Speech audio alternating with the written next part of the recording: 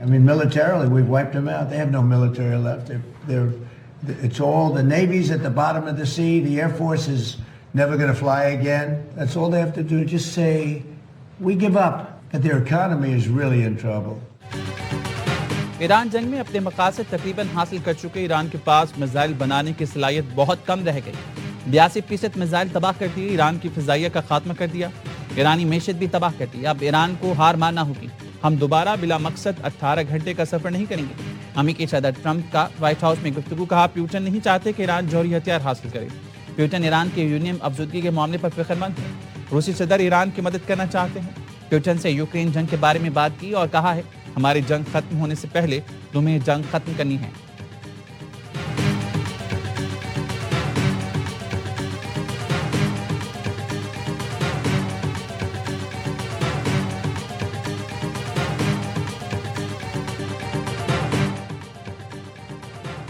America के सदर Donald Trump ने मुज़ाकरात से मुतल्लिक ईरान की तजावीज़ मुस्तरद कर दी। एटमी प्रोग्राम खत्म करने तक ईरान की नाकाबंदी जारी रखने का ऐलान।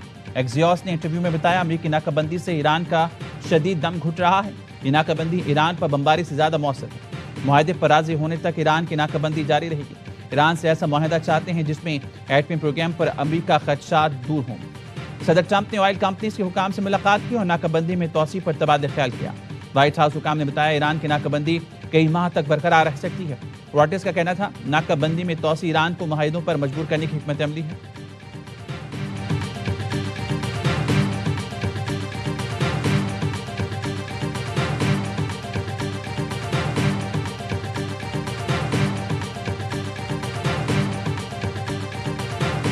President Trump, unlike other presidents, has had the courage to ensure Iran never gets a nuclear weapon. Existential fight for the safety of the American people. Iran cannot have a nuclear bomb. The $1.5 trillion FY27 budget put forward by the president. अमेरिकी मुज़ाकरातकार Iran से deal के लिए काम कर रहे हैं। America Iran को हरगिज़ एटमी हथियार हासिल नहीं करने देगा। सदर ट्रंप यकीनी बना रहे हैं कि ईरान के पास एटमी हथियार ना हो। अमेरिकी वज़ीर जंग की कांग्रेस की आर्म सर्विसेज कमेटी में पेशी पर बयान। कहा, ईरान से जंग को अभी सिर्फ 2 माह हुए हैं। ये बका की जंग है। व्हाइट हाउस के दिफाई बजट में इजाफे की दरख्वास्त की भरपूर हिमायत करता हूँ। सदर ट्रंप ने हमें $1.5 खरब का बजट दिया है। Chairman joint chief of staff ने भी ईरान के खिलाफ ऑपरेशन एपेक फ्यूरी पर ब्रीफिंग दी।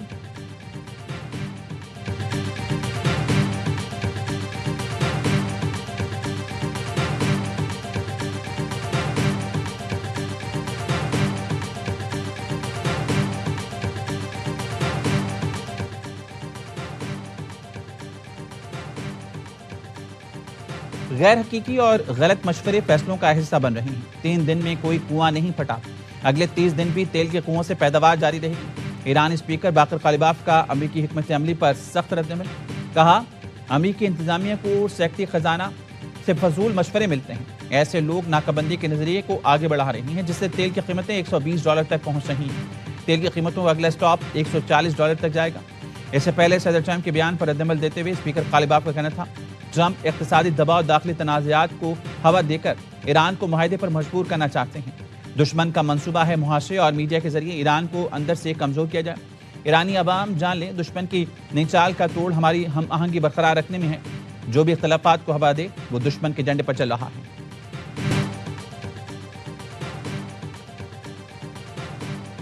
अब मजीद नरमी नहीं बरतेंगे। अमेरिकी सदर ट्रंप का बंदूक उठाकर ईरान को धमकी आमेज पैगाम।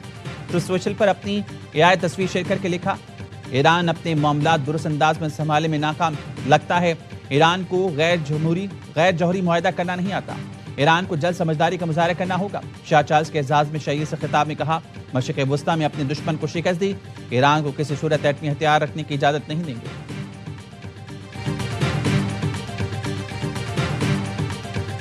सदर पुतिन और अमेरिकी सदर डोनाल्ड ट्रंप के दरमियान राब्ता। दोनों रहनुमाओं में ईरान और मशरिक़ वुस्ता की सूरत हाल पर तबादला ख्याल।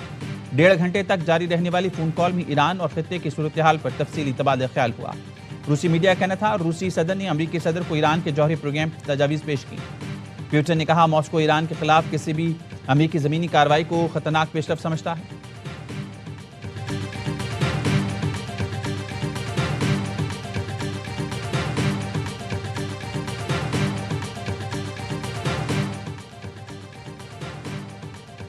हम ईरानी बंदरगाहों से समुद्री तिजारत को रोकने के लिए बहुत अच्छा काम कर रहे हैं। आज हमने 42वें जहाज का रुख मोड़ दिया जो नाकाबंदी तोड़ने की कोशिश कर रहा था।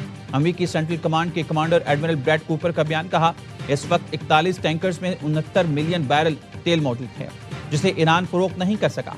पाबंदियों ने ईरानी हुकूमत को $6 बिलियन से ज्यादा हासिल करने से रोक दिया। ईरान पर पाबंदियां बहुत मौसर और नाकाबंदी जारी है।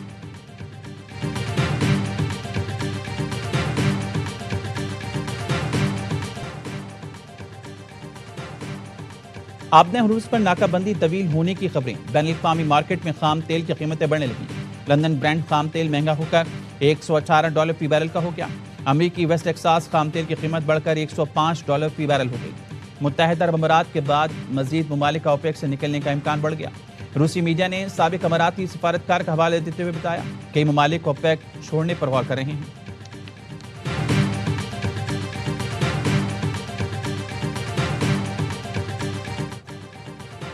आलमी मंडी में तेल की कीमतों में इजाफा। वज़ीर-ए-आज़म शहबाज शरीफ ने जुम्मे को तेल की नई कीमतें मुकर्रर करने की खबर सुना दी। काबीना इजलास से खिताब में कहा, ईरान अमेरिका जंग के बाद खाम तेल की कीमतें बढ़ गई हैं। इंतहाई मुश्किल वक्त है लेकिन दूसरे मुल्कों की तरह पाकिस्तान में कतारें नहीं लगेंगी। जुम्मे को तेल की नई कीमतों का तयन किया जाएगा। वज़ीर-ए-आज़म ने कहा, ईरान अमेरिका जंग के खात्मे और अमन के लिए कोशिश जारी रहेंगी। नायब वज़ीर-ए-आज़म और फील्ड मार्शल की कोशिशों से जंगबंदी में तोसी हुई। ईरानी वज़ीर ख़ारजा अब्बास अराग़ची ने कहा, अपनी क़यादत से मुशावरे के बाद जवाब देंगे।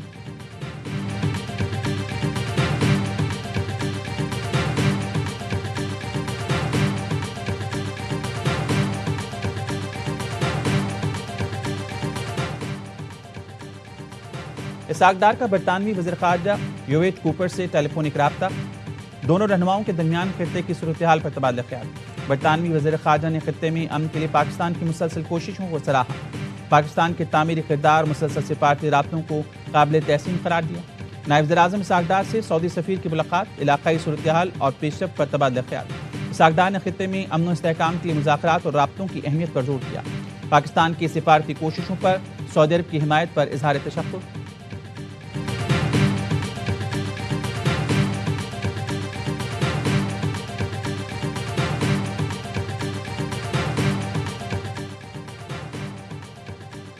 बानी पीटीआई के खिलाफ ममनुआ फंडिंग केस का चलान बैंकिंग कोर्ट में जमा। बानी पीटीआई मरकजी मुलजिम करार। ममनुआ फंडिंग केस की समाअत आज होगी। 190 मिलियन पाउंड केस भी आज इस्लामाबाद हाई कोर्ट में समाअत के लिए मुकर्रम। बानी पीटीआई बुशरा बीबी की सजा के खिलाफ अपील आज सुनी जाएगी। चीफ जस्टिस सरफराज डोगर और जस्टिस मोहम्मद आसिफ केस की समाअत करेंगे। इससे कबल यह केस 22 अप्रैल को समाअत के लिए मुकर्रर किया गया था।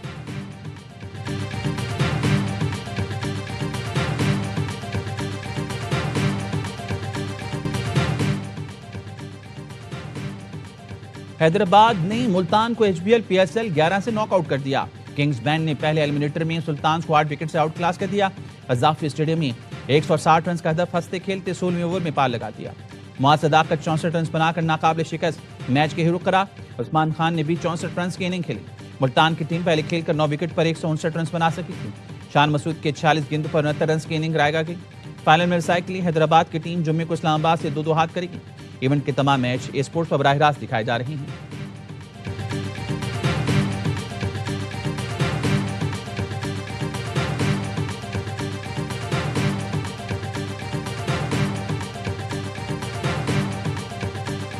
स्पेशली 4 मैच हारने के बाद जी। बहुत ब्रिलियंट परफॉर्मेंस है। ऐसा लग रहा था आज मुल्तान सुल्तान का मैच पिशावर ज़ल्मी से हो रहा है। इस तरह की परफॉर्मेंस थे ही नहीं वहाँ। बॉलिंग में भी, बैटिंग बैटिंग में भी और बैटिंग में भी। देखिए बड़ी परफॉर्मेंस, एक जीत उनको मिली है, उसके बाद उन्होंने पीछे मुड़ के नहीं देखा।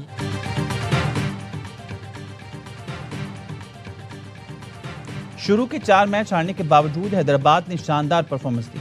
ऐसा लग रहा था हैदराबाद का मुकाबला मुल्तान सुल्तान से नहीं पिशावर ज़ल्मी से हो रहा है।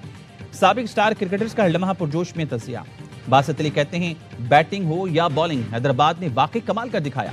रिजवान ने कहा, हैदराबाद जीत की मुस्तहक नहीं, आज अपनी जबरदस्त परफॉर्मेंस से जवाब दे दिया। कामरान अकमल ने कहा, एक जीत के बाद हैदराबाद ने पलट कर नहीं देखा, टॉप क्लास परफॉर्मेंस दी। ऐसी टीमें बड़ी खतरनाक होती हैं। अदाकार असद सिद्दीकी बने मेहमान, सामना किया मासूमाना सवालात का। खेला दिलचस्प खेल, मुस्तफ़ा चौधरी ने रूप धारा, ख्वाजा आसिफ का और आदि के साथ सबको हंसाया।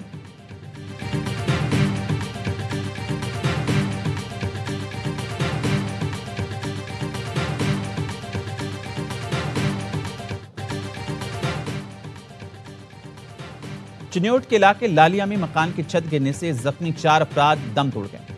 रेस्क्यू हुकाम के मुताबिक छत गिरने से जख्मी मां, बाप, 2 बेटों और बहू को अस्पताल मुंतकिल किया गया था। जहां के अफराद में 47 साल तनवीर, 45 साल रजिया, 30 साल वक्कार और 25 साल वक्कास शामिल हैं। 23 साल बहू अस्पताल में जेर इलाज।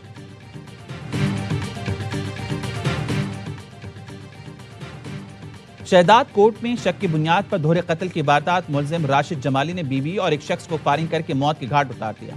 मक़तूलीन में 25 साल नसीबा और 28 साल जावेद शामिल है। मुलजिम मौके से फरार, लाशें तालका हेडक्वार्टर अस्पताल मुंतकिल।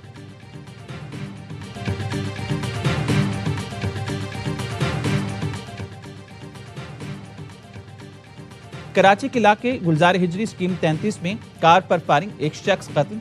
शनाख्त 55 साल विंदू के नाम से हुई। वर्षा ने ARY न्यूज को बताया मकतूल सरकारी इदारे का रिटायर्ड मुलाजिम था। चंद साल कबल गाड़ी खरीदी थी। मकतूल उमरकोट से कराची कार पर बतौर टैक्सी चलाता था। मकतूल 8 बच्चों का बाप था। हमारी किसी से कोई दुश्मनी नहीं।